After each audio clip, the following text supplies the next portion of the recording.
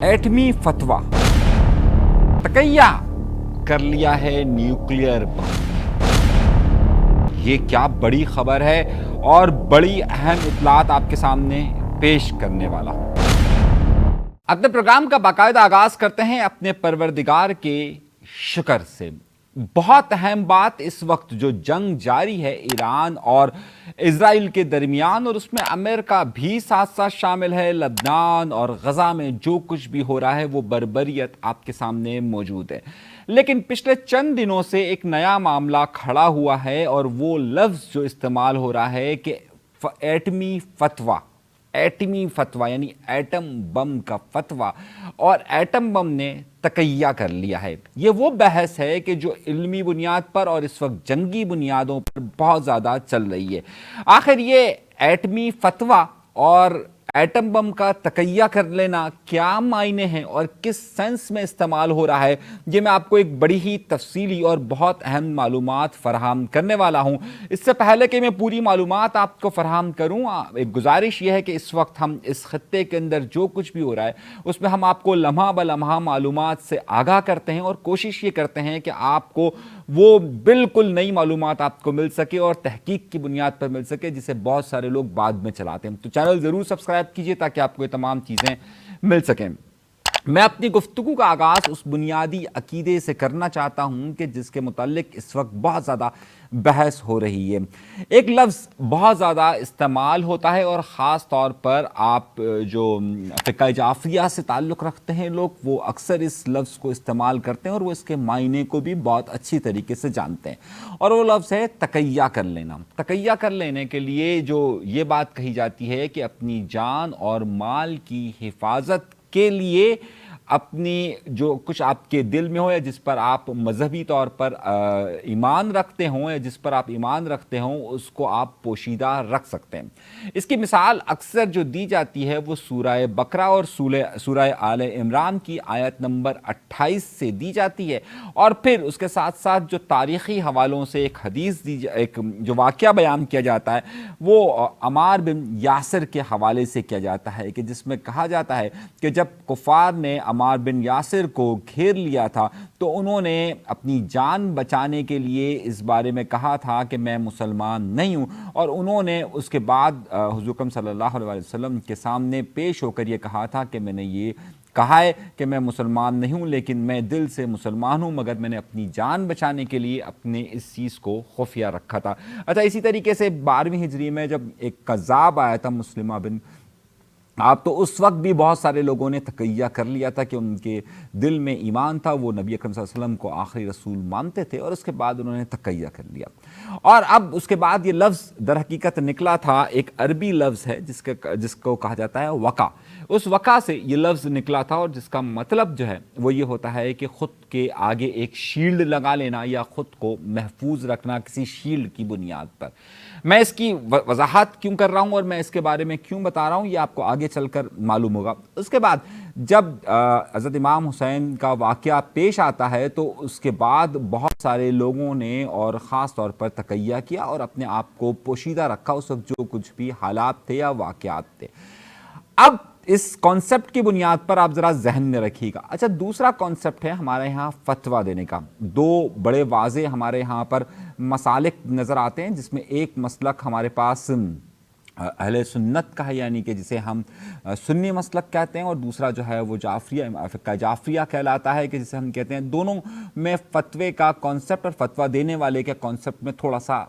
तज़ाद है, इख्तलाफात मौजूद हैं, लेकिन हम जिसकी बात कर रहे हैं वो कर रहे हैं इस वक्त फ़िक़्ह जाफ़रिया के मुताबिक, यानी कि अहले तशरीह हज़रात के मुताबिक। और उसके मुताबिक बात यह कि फतवा जो उस वक्त के इमाम होता है, यानी कि जिस तरह या जो आयतुल्लाह होता है, उसका फतवा बड़ा मुस्तनद तसव्वुर किया जाता है। अच्छा, क्योंकि एक ही वक्त में कई आयतुल्लाह हो सकते हैं, मर्जा का कॉन्सेप्ट एक मुख्तलिफ कॉन्सेप्ट है। मेरा इस वक्त वो बहस नहीं है, लेकिन मैं आपको इस वक्त आलमी जंग और इसमें चलने वाली चंद बड़ी अहम पॉलिटिकल चीज़ों के बारे में कुछ बड़ी अहम मालूमात देना चाह रहा हूँ, तो इसलिए मेरा इस पर फोकस है। मैं रिलीजियस बहस पर और अकायद पर ज़्यादा इस वक्त डिबेट नहीं करना चाहता। तो बहरहाल तो आयत उल्लाह साहब जो भी हो सकते हैं, मुख्तलिफ हो सकते हैं, और हमारे यहाँ पर कई मुख्तलिफ लोग कई मुख्तलिफ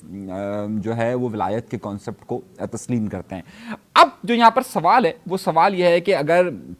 आयतुल्लाह साहब कोई एक फतवा दे दें तो उस फतवे में क्या तब्दीली रूनुमा हो सकती है या फतवे पर तकैया किया जा सकता है। अब जब आप इस बहस को इस नतीजे तक लेकर जाते हैं कि फतवे पर तकैया हो सकता है या नहीं हो सकता है, अब आप इस नुक्ते को यहाँ तक रखिए और फिर मैं आपको लेकर चलता हूँ आज की होने वाली नई डेवलपमेंट पर और नए मामलात पर, ताकि आप इस जुमले तक कनेक्ट रहिएगा कि फतवा एक आयतुल्लाह का, एक इमाम का और एक तगैया, ये दो चीज़ें शामिल हैं हमारे पास, और उसके बाद हम आगे चलते हैं। अब आइए दूसरी बात पर, और दूसरी बात यह है कि इस वक्त गज़ा, ईरान, लबनान, यमन के अंदर इजराइल की बर्बरियत का सिलसिला जारी है। हालिया दिनों में इस वक्त आप देखें तो गज़ा के अंदर मुसलसल बम्बार्टमेंट हो रही है। इसका सिलसिला फिर लबनान और यमन तक चला और अब ईरान तक आ गया है। ईरान के पास जो बात कही जाती है कि जो सबसे बड़ा हथियार है वो उसका एटमी बम है, एटॉमिक बम है, कि जो वो हमला कर सकता है। लेकिन इस एटॉमिक बम के दरमियान में एक चीज़ आ गई है। अगर आप ज़रा सी चीज़ों को मैं तारीख़ी हवालों से आपके पास बताऊँ तो जब ये एटम बम के हवाले से बड़ा मामला चला था और उस वक्त ये कहा गया था कि IAEA के जो इंटरनेशनल एटॉमिक एनर्जी कमीशन है, अथॉरिटी है, उसने ये बात कही, और वो ज़ाहिर है पूरी दुनिया में जिन जिन जगहों पर न्यूक्लियर फैसिलिटीज़ है उसको मॉनिटर करता है। तो उस वक्त ये बात आपको 2001, 2 और 3 के बाद से आपको वाज़ेह तौर पर सुनाई दे रही थी कि ईरान ने एटम बम बना लिया है। और उसके बाद फिर एक बहुत बड़ा ग्रुप तश्कील दिया गया था और मुसलसल IAEA का वफ़द जो है वो ईरान के अंदर विजिट्स करता था। उसके बाद आपको याद होगा कि एक बहुत ही जॉइंट डिक्लेरेशन हुआ था, इनके जॉइंट कम्प्रिहेंसिव एक्शन प्लान तरतीब दिया गया था, जो कि जिसमें तमाम बड़े ममालिक और का ईरान के साथ एक मुआहदा हुआ था, और इसलिए 14 जुलाई सन 2015 में हुआ था, और जिसमें यह कहा गया था कि ईरान अपनी एटम बम की तरफ नहीं जाएगा, यानी कि अपने जो तवानाई का शोबा है उसके लिए एटॉमिक एनर्जी को इस्तेमाल करेगा। उस पर अमेरिका ने कहा था कि हमने इतना दबाव ईरान पर डाल दिया है, हमने इतना दबाव डाल दिया है कि ईरान जो है वो अब एटमी बम की तरफ नहीं जाएगा। फौरी तौर पर ईरान का बयान आया था और ईरान ने कहा था कि हमने एटम बम बनाने के लिए इस दबाव की वजह से इनकार नहीं कर रहे, बल्कि आयतुल्लाह साहब का इस वक्त फतवा मौजूद है कि हम एटम बम नहीं बनाएंगे। अब यहाँ से कहानी शुरू होती है। नहीं, अब मैं आपको सारी डिटेल बताता हूं कि क्या एटम बम, जिसके बारे में कहा जा रहा है कि ईरान एटम बम बनाकर हमला कर सकता है, अभी जो इजराइल ने हमला किया है उसके नतीजे में ईरान, कभी ये बात आती है कि सऊदीया पर एटम बम कर सकता है, कभी ये इतला आती है कि जनाब वो शाम पर,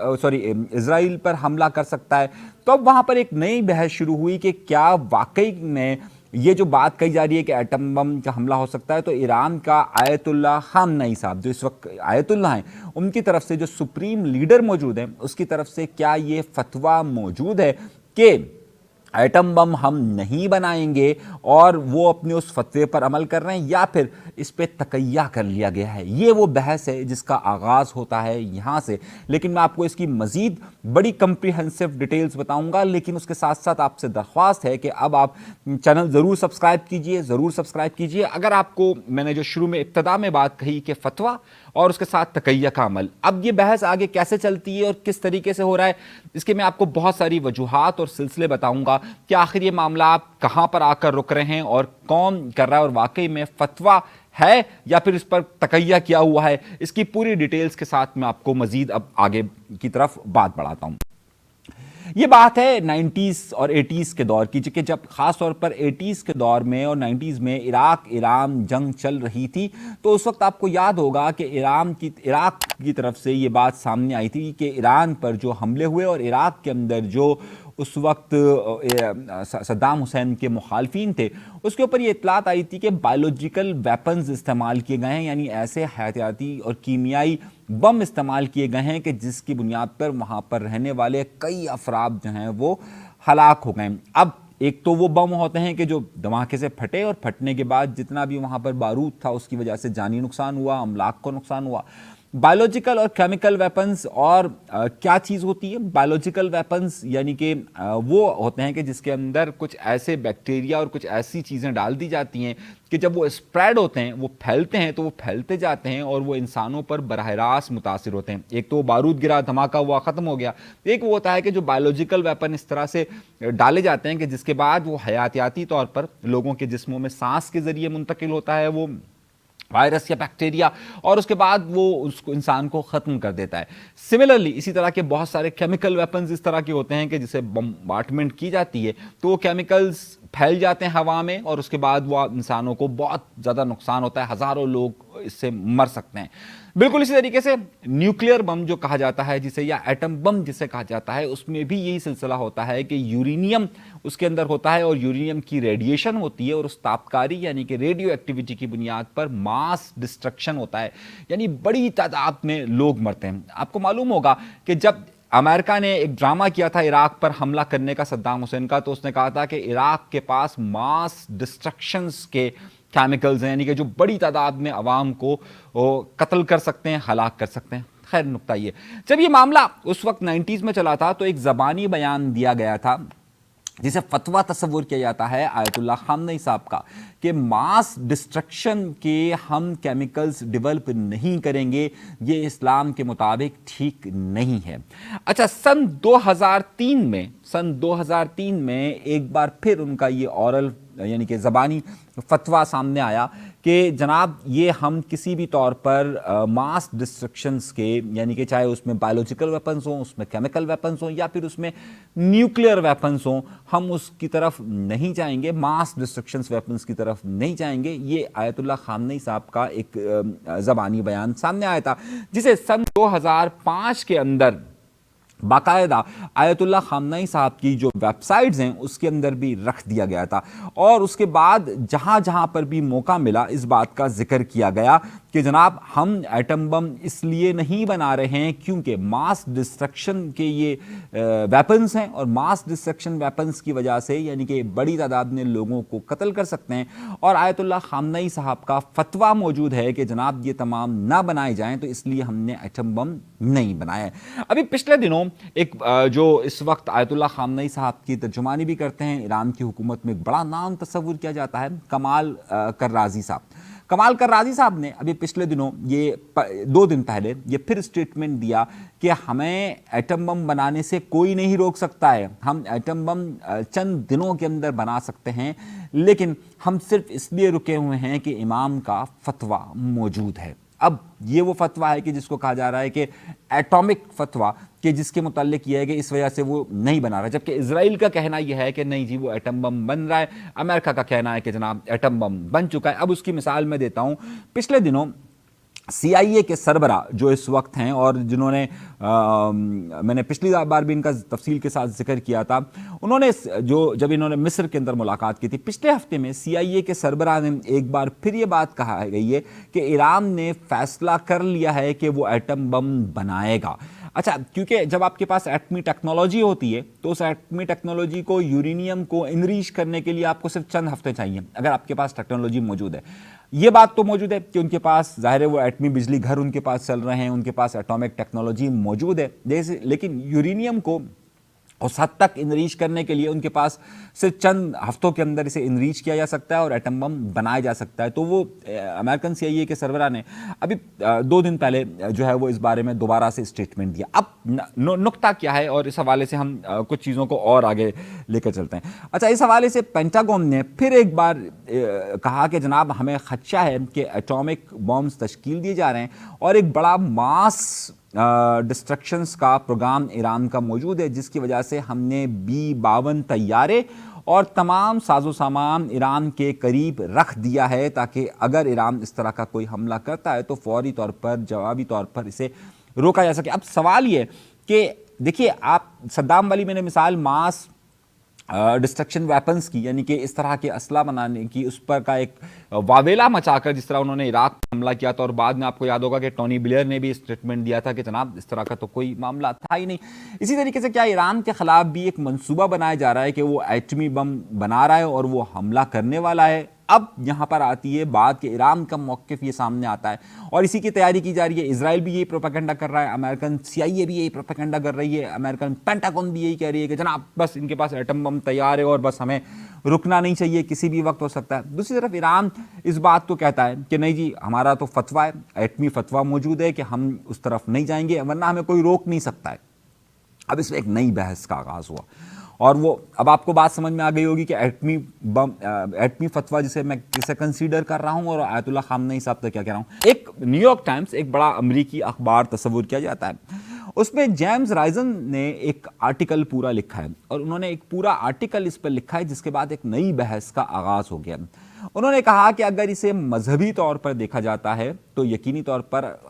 امام کا ایک یعنی کہ جو اس وقت آیت اللہ خامنئی صاحب ان کا ایک فتویٰ موجود ہے اور شیعہ یا فقہ جعفریہ سے تعلق رکھنے والے تمام حضرات میں سے اکثریت جو ہے وہ اسے تسلیم کرتی ہے, خاص طور پہ ایران کے, کیونکہ وہ سپریم لیڈر ہیں تو ایران کو اسے تسلیم کرنا پڑے گا. لیکن ایک یہاں نئی چیز آئی اور وہ نئی چیز جو ہے وہ اگر آپ غلام حسین الہام صاحب جو کہ ایران کے بڑے اہم رہنما تصور ہوتے ہیں, انہوں نے بھی ابھی پچھلے دنوں کہا کہ نہیں جناب جی یہ فتویٰ موجود ہے اور اس کی بنیاد پہ نہیں ہو سکتا. مگر اب جو بحث چل رہی ہے وہ ایران کے ایک جو اسرائیل کے ایک بڑے اخبار یعنی کہ یروشلم پوسٹ میں ایک آرٹیکل شائع ہوتا ہے اور جس میں یہ بات لکھی ہوئی ہے کہ جی یہاں پر جو ہے وہ تقیہ کیا جا سکتا ہے. اب تقیہ کیا چیز ہے میں وہ پھر بات بتا رہا ہوں کہ وہ اشخاص کے لیے ہوتا ہے, لوگوں کے لیے ہوتا ہے کہ جناب آپ اپنی جان اور مال کو بچانے کے لیے آپ جس پر ایمان رکھتے ہیں, جو چیز آپ کے دل کے اندر ہے اسے آپ سب کے سامنے نہیں بتاتے اور ایک اپنے آپ کو چھپا کر رکھتے ہیں. اچھا اس کی مثال دی جاتی ہے تو تقیہ بھی ایک بہت بڑی, کیونکہ اس کی مثال مختلف احادیث سے, قرآنی آیت سے اور پھر شیعہ مسلک کے مطابق جو ہے وہ مختلف جو امام گزرے ہیں اس حوالے سے بھی انہوں نے اس بات کا ذکر اور ان پر انفورس کیا ہے کہ جناب یہ سارے معاملات تقیہ کی بنیاد پر ہوئے. تو اب کیا ایٹمی بم کے حوالے سے یعنی کہ ایٹم بم کے حوالے سے بھی ایران ایک تقیہ کیے ہوئے اور وہ فتویٰ موجود ہے لیکن تقیہ کرتے ہوئے اس بات کو چھپایا جا رہا ہے کہ جناب اسے بتایا نہ جائے, اس سے زیادہ کوئی بڑا نقصان ہو سکتا ہے, جان و مال کا نقصان ہو سکتا ہے یا دیگر چیزوں کا نقصان ہو سکتا ہے. اس حوالے سے کمال کرازی صاحب کا ہی اسٹیٹمنٹ یعنی کہ جو کہ ایران کے بڑے اہم رہنما ہیں, انہوں نے کہا نہیں جی یہ تقیہ والی بات نہیں ہے, اگر ہمیں انریچمنٹ کا اگر کہا جائے گا تو ہم فوراً کر سکتے ہیں لیکن فتویٰ موجود ہے, ہم اس میں تقیہ نہیں کر رہے ہیں. اب نقطہ کیا آتا ہے ذرا سا دیکھیے, تو کیا فتویٰ تبدیل ہو سکتا ہے یعنی کہ فتویٰ یعنی جو ایٹمی فتویٰ ہے ماس ڈسٹرکشن کا جو فتویٰ ہے اسے تبدیل کیا سکتا ہے اور تبدیل کرنے کے بعد یہ تمام بات ہو سکتی ہے کہ آیت اللہ اپنے فتوے کو تبدیل کر دے. جی اب یہاں سے بات کا آغاز ہم کرتے ہیں اور اب ہم چیزوں کو سمجھنے کی کوشش کرتے ہیں. یہ بات آپ کے علم میں ہوگی کہ اس وقت جو موجودہ ایران ہے اس میں ایرانی ریولوشن یعنی ایرانی انقلاب جسے کہا جاتا ہے, اس کے بعد جو پہلے آیت اللہ تھے جو سپریم لیڈر تھے وہ خمینی صاحب تھے. اچھا جو خمینی صاحب ہیں آیت اللہ خمینی صاحب نے کئی فتوے دیے تھے لیکن بعد میں آپ کے علم میں ہوگا کہ انہوں نے کئی چیزوں میں جسے ہم مطلب بہت سارے لوگ اسے کہتے ہیں نا وہ اس وقت کے حالات کے مطابق اس میں بہت ساری چینجنگز کی. اس میں ٹیکسز کا مسئلہ تھا, اس میں عورتوں کے حوالے سے بہت سارے معاملات تھے کہ جو بعد میں انہوں نے دوسرے فتوے دیے اور پہلے فتوے کو ختم کیا گیا. یعنی آیت اللہ صاحب جو ہیں مطلب کوئی بھی آیت اللہ ہو وہ مختلف حالات کی بنیاد پر یا امام کوئی بھی ہو وہ مختلف حالات کی بنیاد پر, میں عقیدے کی بات کر رہا ہوں, حالات کے مطابق اور اس وقت کی گراؤنڈ سچویشن کے مطابق اپنے فتوے میں رد و بدل یا تبدیل یا منسوخ یا معطل کیا جا سکتا ہے. یہ میں آپ کو بات بتا رہا ہوں مذہبی بنیادوں پر, کیونکہ ظاہر ایران کا ڈھانچہ اور ایران کا اس وقت سب سے بڑا کہنا یہ ہے کہ اگر انہوں نے ایٹم بم کی انریچمنٹ روکی ہوئی ہے تو اس کے پیچھے امریکہ یا اسرائیل یا عالمی دباؤ موجود نہیں ہے, بلکہ وہ صرف اور صرف ہمارا فتویٰ موجود ہے کہ جس کی بنیاد پر ہم یہ فیصلہ کر رہے ہیں کہ یہ ہونا چاہیے یا نہیں ہونا چاہیے. یہ وہ بڑا اہم نقطہ ہے. تو کیا فتویٰ تبدیل ہو سکتا ہے؟ اب بحث کا آغاز دوسری طرف لے کر جاتے ہیں. جی ہاں، آیت اللہ خمینی صاحب نے بھی، خامنئی صاحب سے پہلے جو تھے انہوں نے بھی کئی چیزوں میں تبدیلی کی ہے. تو آیت اللہ خمینی صاحب کی طرح آیت اللہ خامنئی صاحب بھی مختلف مراحل میں، مختلف صورتحال میں اسے کر سکتے ہیں. لیکن کیا وہ ماس ڈسٹرکشن کی طرف جانے کے لیے، ایٹم بم کے فلسفے کی طرف، جو ان کا ایٹمی فتویٰ ہے یا جو ماس ڈسٹرکشن کا فتویٰ ہے، اس میں ماضی کی بہت ساری مثالوں کو لے کر اس پہ رد و بدل کر سکتے ہیں، تبدیل کر سکتے ہیں؟ جو امریکنس ہیں اور جو اسرائیلی ہیں ان کا کہنا یہ ہے کہ جناب یہ ہو چکا ہے اور اس پر تقیہ کر لیا گیا ہے. یعنی بات تو بتا دی گئی ہے لیکن تقیہ کر لیا گیا ہے. ایران اس بات کو تسلیم نہیں کرتا ہے. ایران کہتا ہے نہیں جی، ابھی تک ہم نے اس معاملے میں کوئی تقیہ نہیں کیا ہے، اور ہم جب چاہیں گے، جس وقت چاہیں گے، آیت اللہ صاحب ہمارے جو سپریم لیڈر ہیں وہ اس پر انسٹرکشنز دیں گے، جو فتویٰ جاری کرتے ہیں. تو ہمارے لیے انریچمنٹ کوئی بھی مسئلہ نہیں ہے، اور اس میں تبدیلی ہو سکتی ہے، البتہ فتوے میں تبدیلی ہو سکتی ہے. تو یہ پوری صورتحال ہے. تو اب جو بحث دنیا بھر کے اندر چل رہی ہے، ایک طرف پینٹاگون اور سی آئی اے یہ کہتا ہے کہ بھائی یہ انریچمنٹ کر رہے ہیں، دوسری طرف وہ کہتے ہیں ہمارا فتویٰ ہے، وہ کہتے ہیں ہمارا تقیہ ہو چکا ہے، انہوں نے تقیہ کیا، وہ کہتے ہیں نہیں اس میں تقیہ کی ضرورت نہیں ہے، جب چاہیں گے ہم علی الاعلان کریں گے. اور اب ظاہر وقت قریب آتا جا رہا ہے، شدت دونوں طرف سے تناؤ کی کیفیت بڑھتی جا رہی ہے. اس صورتحال میں کیا ہوگا، یہ بڑا ہی اہم سوال ہے. اگر آپ کو ہماری یہ ویڈیو پسند آئی ہو اور چیزیں آپ کو ہم نے جو بتائی ہے اس انفارمیشن سے آپ مطمئن ہو، تو میری آپ سے درخواست ہے کہ ہمارا چینل ضرور سبسکرائب کیجیے. آپ کا بڑا مشکور رہوں گا کہ آپ سبسکرائب کریں گے. ہم آپ کو نئی چیزیں اس حوالے سے بتاتے رہیں گے. اپنا بہت زیادہ خیال رکھیے. انیس منصوری کو دیجیے گا اجازت. اللہ نے کے بعد.